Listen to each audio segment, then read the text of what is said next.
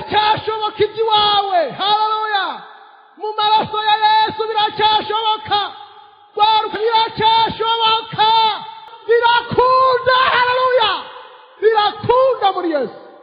Birakunda kushobora gukira. Yesu aguhezagiye. Mwabahungu ibyo babihanije mugende mubireke.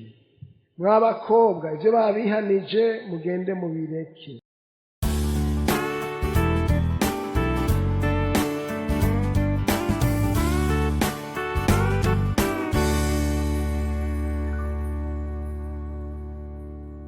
Ndasubiye kubaramutsa mu izina rya Kristo Yesu. Imana ishimwe ku majambo turiko turumva, nizera yuko muyashira ku mutima. Nagomba hariho abantu bamfashije, nagomba baze kunyishura ibibazo twavuganye. Umugwi wa mbere ugizwe n'abahungu n'abakobwa, baze bishure. Ubaserukiye aze yishure asome ikibazo yongere yishure n'inyishu bishuye mu kiyago bagize. Yonyaruka.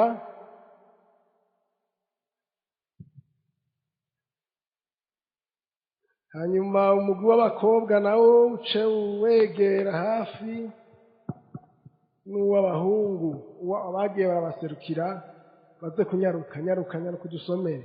Baramukije mwese. Ikibazo ca mbere cavugwa giti: abakobwa mubagiriza iki babagerageresha? Maze gusoma iki kibazo naciye niyumvira yuko abo bagiriza abakobwa ko boba ari abahungu. Ikintu ca mbere twabonye ko abahungu bagiriza abakobwa babagerageresha, twabonye ko ari inyambaro. Nukuvuga ukuntu abakobwa bambara, nukuvuga inyambaro mbi. Umukobwa ashobora kwambara impuzu imubana canke imufata. Iyo mpuzu igaca yerekana ingene aremwe, nukuvuga ingene angana, nukuvuga forme yataye yiwe. Iyo mpuzu ishobora guca yerekana uduhuzu tumwe tutategerezwa kubonekera abantu.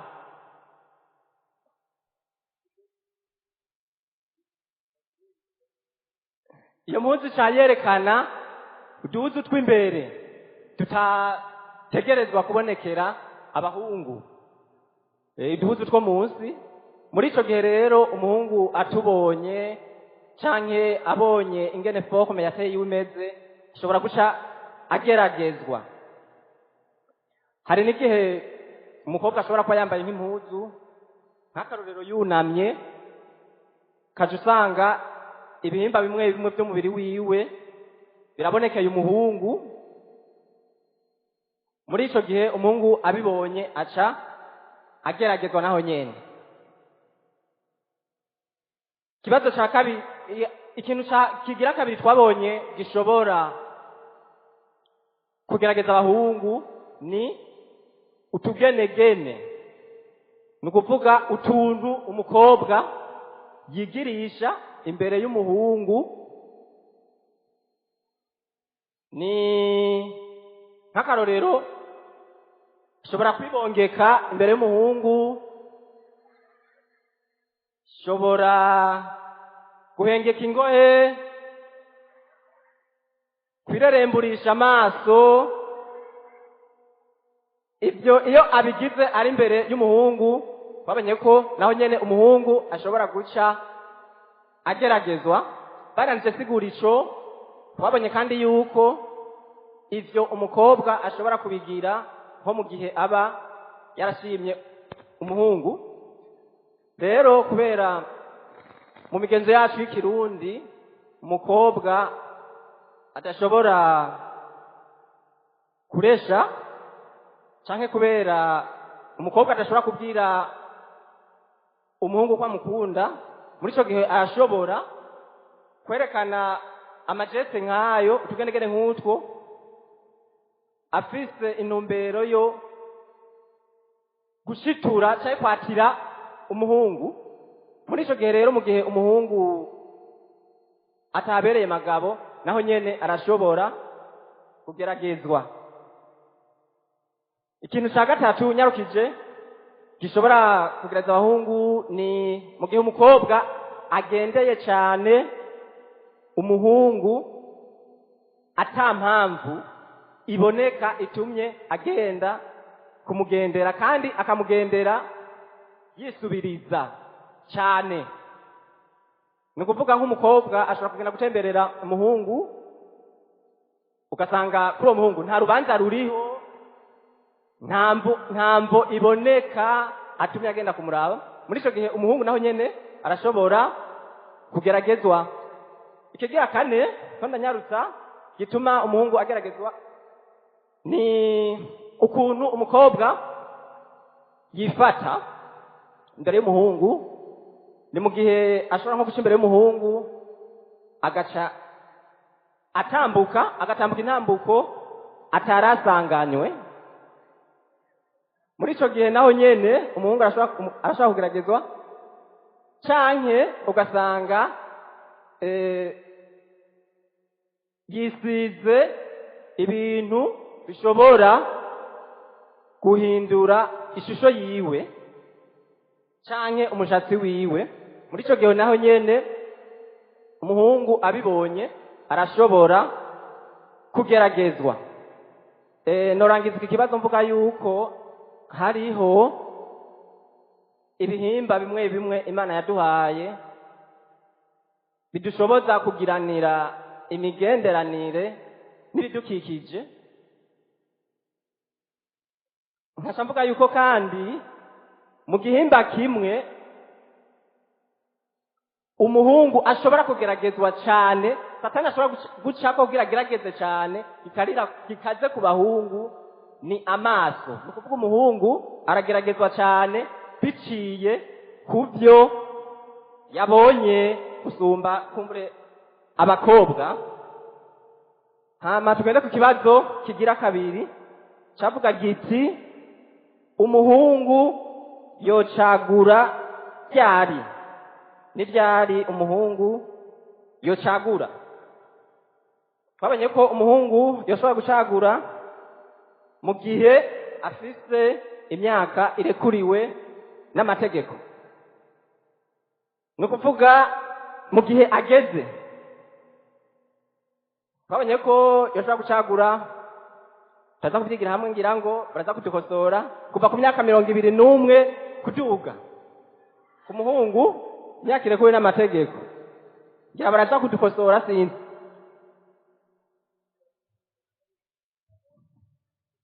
Ndabandanya. Umuhungu kandi yocagura mu gihe abona ko afise ivyankenegwa, kuvuga ivyangombwa nk'inzu. Ni ukuvuga abona ko afise kandi ivyo kurya, ivyambagwa byo kwambikwa umugore wiwe azanye, canke akashobora kubona ko azoronka ivyambagwa vyo kuzokwambika abana kuko umuntu arongoye bitahindutse bigenze neza arashobora kuzosha aronka n'abana. Hanyuma mbandanije kuri ico kigira kabiri ko yocagura amaze kubona ko afise ivyankenegwa. Twaciye tubona ko Imana mu kurema umuntu, dusomye mu gitabo c'Itanguriro, ntiyatanguye kurema umuntu, ahubwo yatanguye kurema ibintu. Yararemye isi, irarema itongo, hama umuntu w'umugabo iramushira mu itongo. Ni ukuvuga harimwo ivyo kurya mu itongo. Imaze kumushira mu itongo, Imana irabona ko bitabereye ko ashobora kwibana wenyene, ikiramuha rero umufasha bikwiranye. ngombye kuvuga yuko Imana yatanguye kurema ibikenewe hanyuma ica irema umuntu. Rero umuhungu yocagura mu gihe kandi abona ko afise ibikenewe.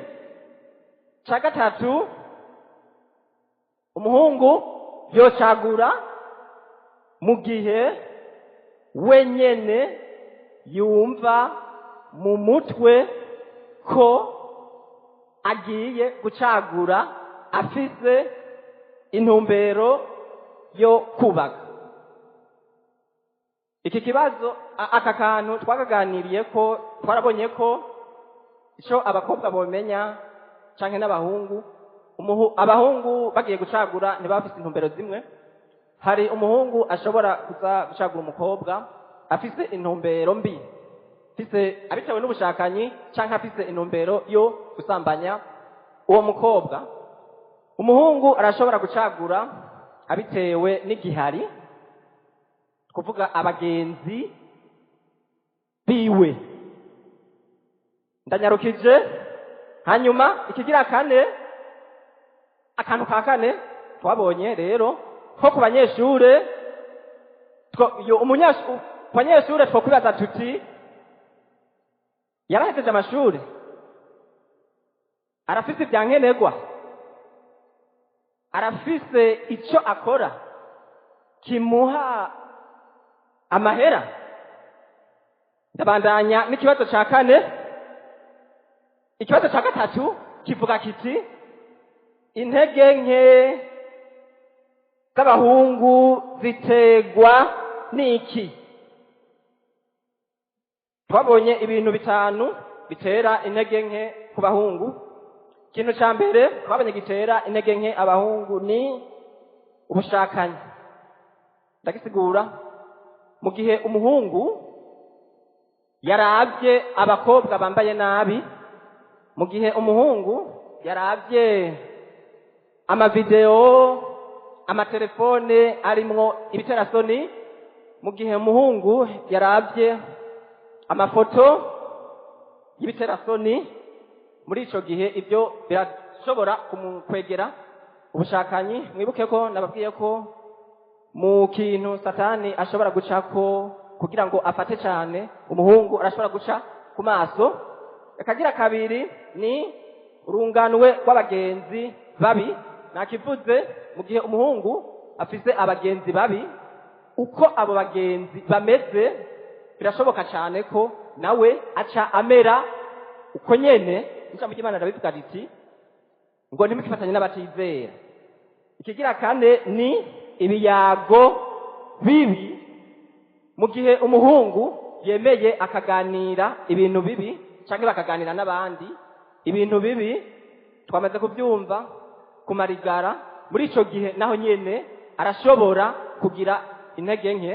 No bibutsa ko ibyo bintu bibi bashobora kuyaga biba ari bya bindi baba babonye mu matelefone canke baba babonye mu mavideo n'ibindi. Wagomba kubera umwanya yogeza ngaho hari ibibazo nyamukuru yishuye, hanyuma umukobwa nawe aze. Hariho umugwi w'abakobwa nawo nyene inyaruka twishure kugira ngo dushobore kuja imbere. Umukobwa nawe muri wa mugwi wanyu anyaruke, mutekereze mwumvirize, ariko araza. Hama ndabaye mwakeye. Hama twarabazizwe ibibazo bitari bikeya. Muri ibyo byose rero ikibazo ca mbere kivuga uku: umukobwa yocagurwa ryari? Inyishu y'ico kibazo twarakirabiye hamwe, kuko hano dukoranye turi abigeme biga n'abandi batiga. Dufatiye ku bigeme biga, twaraje yuko umwigeme yokwihangana agacagurwa mu gihe ahejeje amashure.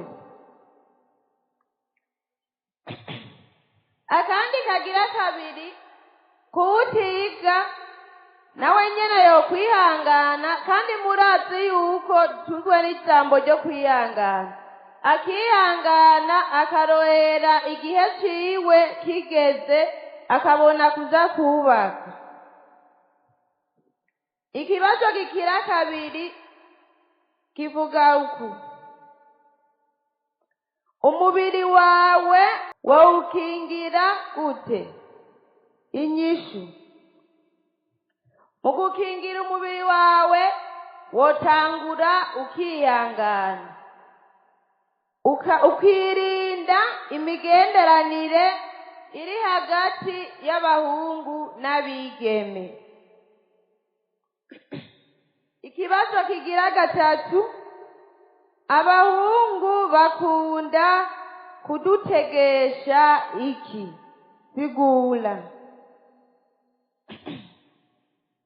Abahungu kubyo batangura kudutegerako tutaratangura gusigura ni kubyo baduha. Insiguro yabyo namwe murayizi. Iyo umuhungu yaguhaye ikintu hanyuma mu nyuma ukamuhinduka, arashobora kuguha nk'itelefone canke amavuta canke agashobora no kugurira impuzu. Namwebwe murabizi n'utugenegene twinshi, kuko mwayumvise ko bavuze umwanya ko ari muto. Tugiye gusigura, murabona yuko umwigeme n'umuhungu barashobora kuvugana ibintu bitari bikeya. Arashobora kuvuga yuko aguha nk'itelefone canke akakugurira impuzu. Wibaza nawe, hama nanje nibaze, iyo yakuguriye nk'izo mpuzu, murumva kugura izo mpuzu avana ku maguru ahagushikana ku mutwe. Wibaza rero yuko ibyo bintu abikuguriye hanyuma mu nyuma ukamuhinduka, nibaza yuko nawe atobire kuko.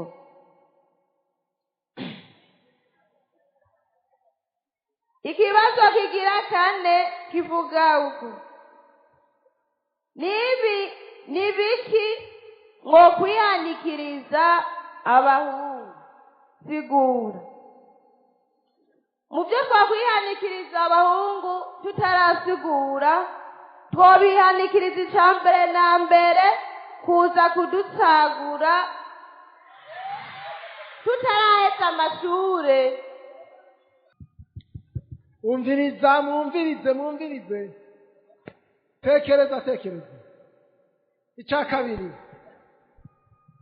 kabiri naco nibaza yuko umwigeme yokwirinda, ko murazi n'ijambo ry'Imana ko ritubuza umwigeme akirinda ko yotagurwa akiri ku ntebe y'ishure, kandi nakare n'imyaka yo kuza kubaka ntibirashika. Hama insiguro yavyo, kuko badutaguye tutaraheza amashure bica bidutesha intumbero. harimwo abo muririmbana canke abo mwishengero? Ego. Hama akarongo kagira kabiri, bivamwo inda z'ishushu. Hama akarongo kagira gatatu ariko kanyuma, mbega kugira hari ndashikaho gutwaza inda nta bindi biba vyabaye? Ego. Nk'ibiki? Murabona iyo umwigeme agendanye n'umwana w'umuhungu, mwarumvise yuko batubwiye imibiri ibiri idasangiye yuko biba ingorane. Hama rero iyo ugendanye n'umwana w'umuhungu nawe uri umwana w'umwigeme, kuko ntawuzi iyo mamujana, kandi niyo akubwira amajambo akubwira amajambo menshi, niko bitera nawe umererwa nabi.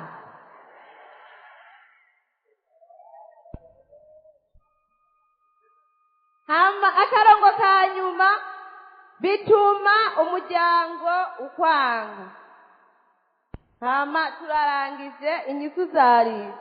None nta n'uwitwaza Bibiliya canke gusenga ariko afite indi ntumbero. Ego. Akitwaza ko musenga canke muririmbana ariko afise agomba gukoresha ibyaha. none murabihanije ntibitwaze bibiliya mu kubesha ego murakoze cyane genda wicaye tugaruke rero ngomba mfata iminota mikeyi nari nashatse yuko mwebwe urwaruka namwe muvyirabira mukavyivuganira hagati yanyu mugashika ku nyishu mwitangiye ntimuhave mugira ngo abapastori bavuze ngo ariko ubu nimwe mugizene nimwe muvyivugiye ntitwaronse umwanya w'uko bishyura ibibazo byose twari twabajije hariho ikibazo kivuga ngo umubiri ni iki nagomba ndabishyurire kubera umwanya umubiri Bibiliya ivuga ko ari iki Bibiliya ivuga ko umubiri ari ivu ari vyondo siko umubiri ugizwe n'ivu ntugizwe n'ifeza canke izahabu naho woba mwiza naho wokubwira ko usa n'irirenga naho wovuga ko kw'ishuri ryose uri umukobwa mwiza kurusha abandi umubiri wawe ni ivu naho wowusiga amavuta ukamwa ingohe ugashirako twa tundi bagira ngo naho wowambika skin naho wogerageza bya bindi byose bamugasiga amarangi ukamera nka ya nkware y'intuze bita ishwima naho wogira ibiki umubiri uguma ari ivu mbega uwo mubiri uzoja mw'ijuru iyo umuntu apfuye naho yokundwa ate baramugumiza mu nzu hari icyumba bamuhebera mbega amahera ijana yo woyamuhambana mbega bamushira muri ya mazu y'iratiro mu mamize ngo bazoze bararata ubwiza bwiwe baramuhamba kuko abora agacanuka hari ikindi kibazo kivuga ngo isi ni iki isi ni iki nagomba jewe nsobanura ingene icyo mvuga ku isi ku bwanje jewe nije mvuga isi ni uko mu gitondo kimwe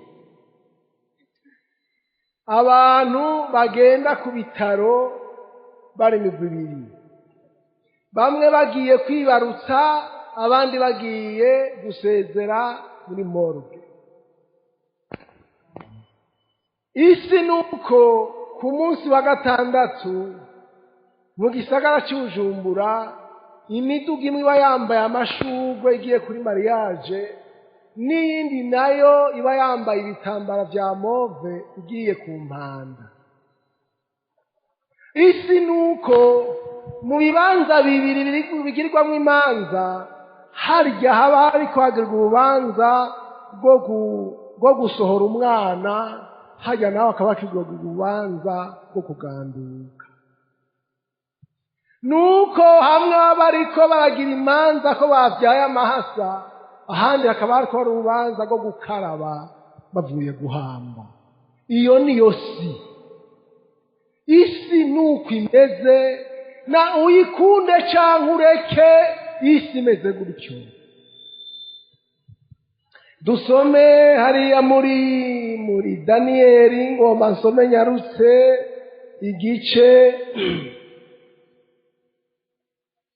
igice ca 4 nari nabanje kwishura ibyo bibazo ibindi bibazo mwavyumvise mwabahungu ivyo babihanije mugende mubireke mwabakobwa ivyo babihanije mugende mubireke sinobisubiramwo byose byoba birebire ejo baratwigishije batubwira isi aho igeze ku isi ishaje nagomba ndababwire rwaruka si ukubihebuza ariko mwebwe mubayeho urunganwe turimwo n'urunganwe rutazoramba. Kubera iki rutazoramba? Kuko isi yihaye ibyaha by'akarengarugero. Turabona mu gihe ca Nowa abana b'Imana ngo bifuje abakobwa b'abana b'abantu, ngo batora bamwe muri bo barabarongora. Imana iravuga ngo iricujije ico yaremeye umuntu. Ariko ngo muri urwo runganwe ngo Uhoraho arashima Nowa. Ariko Nowa we Uhoraho aragirana, aramushima. Abahinga mu bya Bibiliya, abarkeologe bibilike baheruka gutora amasigarira ya bya bigatanya byavyagwa hagati y'abana b'Imana n'abana b'abantu. Basanga n'abantu batari bameze nk'uko tumeze, byari ibintu by'ibigatanya by'ibihume kuko bivuye mu caha. Imana icirarungika umwuzure. Nama niyumvira igituma ibi byaha by'ubusambanyi muri Bibiliya Imana itigeze ibyihanganira n'umunsi n'umwe. Mu gihe cy'isodomu n'i Gomora hariho ibyaha byitwa homosexualite, hariho ibyaha byitwa sodomi. Urazi ugana kuraba hariho ingoro y'ikigirwamana c'umugabo. Iyo ngo rusengero, iyo ngoro yiwe ari ingoro y'umugabo w'umumaraya. Nukuvuga umugabo w'umumaraya asambana n'abandi bagabo. Ngo ivyo ngo biraduga.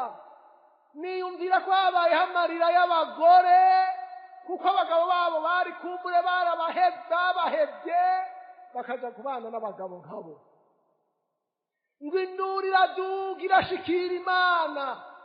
Imana iti ndagiye kuraba ivyo bintu, kuko abantu bari bashitse ku vyaha twita de péché contre nature, bicuri kuko Imana yategekanije ibintu.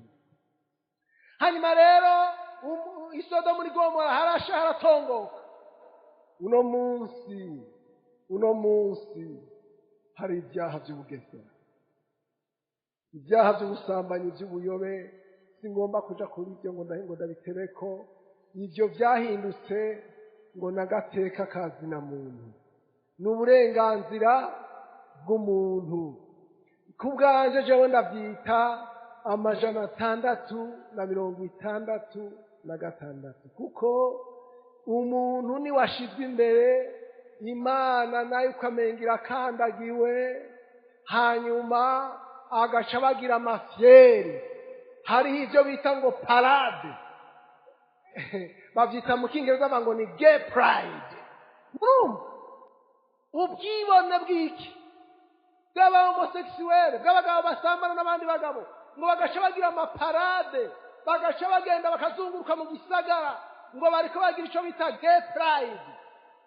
Ko abantu bahambaye niko bari bameze mu gihe cy'isodomu n'i Gomora.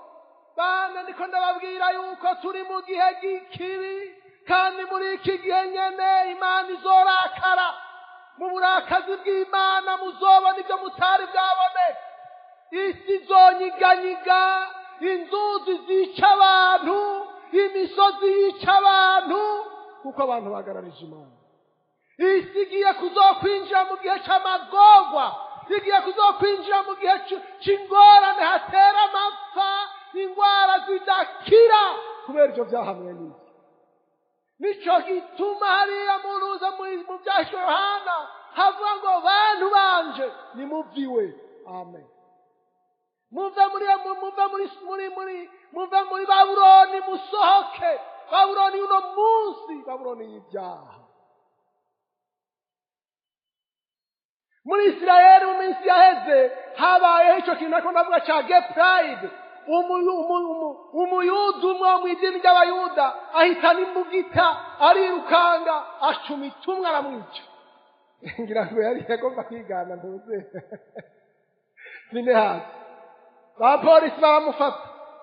uno munsi nta gihe gisigaye mu bisagara bimwe bimwe, igisagara kimwe cyo mu Budagi baramaze kurekura ngo abantu bagende bari gusa atana suvetuma bambaye. ico gisagara citwa bava ngo ni igisagara c'uko abantu bashobora kuba gusa. hariho n'amabici amwamwe hajya ku misenyi bemererwa kuba bari gusa. ejo bundi wari umunsi bita ngo umunsi wa nature w'ingene w'ivyaremwe, abantu baciye barekurirwa amasaha yo kuba gusa. uno munsi abagore bagenda gusa kuri internet nibo bitwa les stars, ngo nibo bita inyenyeri z'isi kuko ari abanyabyaha kurusha abandi. Imana idufashe. uno munsi isi igeze ahantu habi, uwavutse ari umuhungu aravuga ngo ngomba kuba umukobwa, bagaca bamubaga bakamuha amabere bakamutera amahormone agaca ahinduka umugore akarongorwa yari umugabo. muri iyo minsi iheze navuganye n'umuzungu ambwira ati wacu turafise ingorane mw'ishengero, twari dufise umuntu w'umukozi w'Imana w'umugabo, mu nyuma avuga ngo agomba kuba umugore, aragwa aragenda. haheze iminsi baza babona aje ari umugore yambaye twa turato tureture, azanana n'umugabo wiwe. aca araza arashika, na jewe nagomba gusubira mw'ishengero. asubira mw'ishengero yitwa nde? ko yitwa Marita, ubu yitwa nde?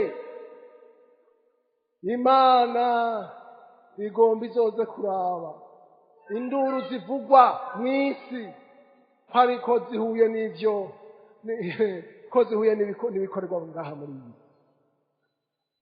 hari abitwa ba transsexuelle, akaba umukobwa akaba umugabo, ashobora gukora l'acte sexuelle nk'umukobwa cyangwa akora l'acte sexuelle nk'umuhungu. ibihume, isi iriko iravyara ibihume, ibintu by'ibihume bitaramwe n'Imana. isi iriko iravyara ibihume. bantu banje nimumviwe, amen. bamwisi rwaruka mu rusohoke. yesu nashimwe. mvise ijambo rivuga ngo mwihane. Daniyeli 4:27. none mugenzi wemera inama nkubwira, reka ibyaha byawe ukora ibigororotse, kandi ureke ibigabitanyo byawe, ugirire akagongwa impazwa, kugira ngo kuroranirwa kwawe kube kuramaze kabiri. Luka 15. Luka 15 niho ngomba nsome nca ndangirizaho nyene. umugani w'umwana w'icangazi ku murongo wa 11. kandi arababwira ati habaye umuntu afise abahungu babiri, umuhererezi abwira se ati data mpumugabane w'ibintu notwaye, abagaburira itunga ryiwe iminsi nikishize. umuhererezi akoranya ibintu vyiwe vyose, aragenda aja mu kindi gihugu ca kure. ashitseyo yayisha ibintu vy'ubuhumbu. abimaze byose ikigoyi gikomeye gitera muri ico gihugu, atangura gufutana. aragenda ashumba ku muntu wo muri ico gihugu, amurungika kwa gasozi kiwe kuragira ingurube. yifuza guhazwa n'ibishishwe ingurube zarya, ntihagira uwumunusa. yisubiyemwo aribwira ati abacangero ba data bangana kuriya, kandi bahazwa n'ivyo kurya bakabisigaza, nanje jeho inzara iriko iranyicira hano. mve hano nje kwa data, mubwire ni data nacumuye kuyo mw'ijuru no mu maso yawe. singikwiye kwitwa umwana wawe, tumungire umucangero wawe. ava hasi aja kwa se. samubonye akiri kure, amutera akagongwe, arirukanga amugwa mw'izosi, aramugumbira. wa muhungu aramubwira ati data nacumuye kuyo mw'ijuru no mu maso yawe sinkwiye kwitwa umwana wawe. Maze se arabarira abashumba biwe ati nimuzane n'ingoga imvune iruta izindi muyimwambike, mumwambike n'impeta ku rutoke n'inkweto mu birenge, muzane yashura inuze muyibage tujye tunezerwe, kuko uyu mwana wanje yari yarapfuye none arazutse, yari yarahavye none arahabutse. Nuko batangura kunezerwa. Imana ishimwe. Ngomba munyumvirize amajambo mwarayumvise, mugabo uno munsi ngomba ndakubwira ijambo ryo kukwingira. Wewe uri n'icaha c'ubusambanyi utihanye, kandi shetani yarakuriye umutima, agatiro kawe gasigaye kaguruka. Shetani akubwira kutakivayo. Wewe wamunywa ibinini kugira ngo ntutware inda, le pilule du lendemain. Wewe shetani yarakuriye umutima, arakwagiriza ibintu kandi akwagiriza n'ivyo wakoze. Wewe warakoroye inda, urongera urasubira urakorora inda. Wihane kugira ngo ukuroranirwa kwawe kube kuramaze kabiri. Amen. Wewe uri kumanga hafi y'ubusambanyi, uri n'umuhungu mwama mugira amakarezi. Wihane ukuroranirwa kwawe kube kuramaze kabiri. Iki gikorane Imana yateguye nukugira ngo wihane. Amen. Yesu agomba kukurokora, agomba gukire. Haleluya. Wewe uri masurva, uno munsi niba ko ryawe ryo kwihana. Amen. Warabaye nk'umwana w'icangaga, ubwa mbere yasa n'uwishe se. Amen. Nawe usa n'uwishe Imana, impanuro zayo warazanse. Aravuga ati jewe mpapare yanje ntiryanje nigire. Hari uwuraga kiriho yaramwishe. Araheza rero mu migenzo y'Abayuda yari umuhungu agira kabiri, yatwara ica gatatu ciwe aratwara, kuko ica kabiri catwara imfura. Aragenda uku kuragira ingurube. Mu migenzo y'Abayuda ingurube yari ikintu kizira gihumanye, carazira ku muyuda akora ku ngurube. Kuragira ingurube byasigura ngo yari yaradwibiye, arashika ibwina mu byaha kure. Niko byasobanura. Hanyuma rero arahava aragogwa, arasubira arisubiramwo. Amen. Ni bangahe bagomba kwisubiramo? Yesu abahezagire. Ndakwinginza wihane, waratinye kwatura icyaha cyawe. Uyu munsi numva Imana ibwira ngo wihane. Haleluya. Nivyo warishe, warakoroye inda, kandi ibyo navyo mu isi bariko barabirekura. Tuvuga ngo abahungu nibo babagora. Hariho abagowe n'abantu b'abagabo, hariho abagowe n'abo basabye kwindara, hariho abagowe n'abantu batari kubagora. Wihane.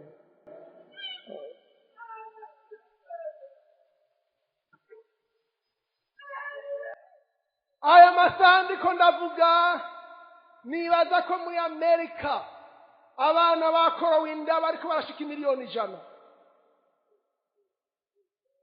I Buraya n'amamiliyoni. Muri iyi Afurika yacu n'ibihumbi by'amajana y'ibihumbi.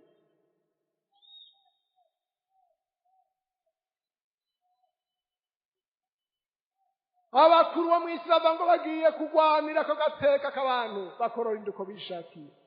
Mu Faransa bageze aho bagira distribution de la pilule du lendemain. Abakobwa bose bigiye 8 bigiye 7 bagahita mu gitondo bakabaha. Nimunywe binini mukora ibyaho ko mugomba.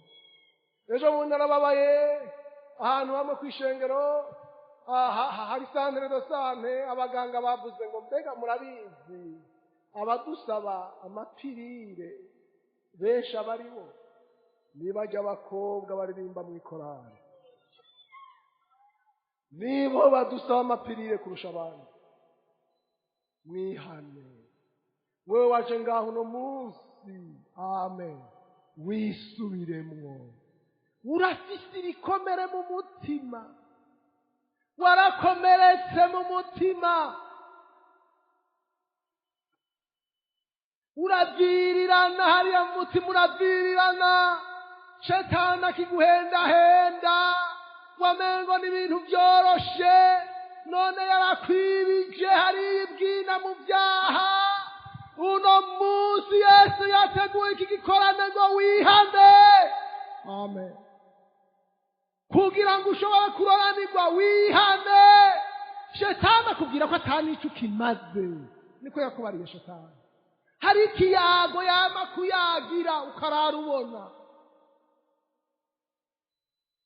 ukarara urizungurusha mu gitanda usuhuza umutima ariko Yesu haleluya ni kubwawe iki gikorane cyateguwe ni kubwawe iki gikorane cyateguwe kandi ntiwiyumvire ngo abantu bose barakoroye inda niwe wakoroye inda wenyine ntiwiyumvire ngo abantu bose barasambana ni wewe gusa usambana ntiwiyumvire ngo bose bariko baranywa ibinini byo kudatwara inda ni wewe gusa unywa ibinini byo kudatwara inda wihane haleluya uno munsi Yesu ariko avugana nawe wihane wihane wihane wihane wihane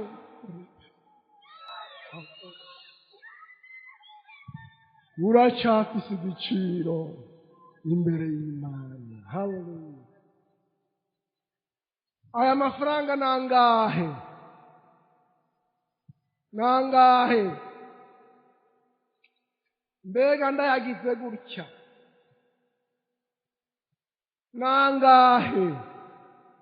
nangahe shetani yarakugize uko ndayakandagiyeho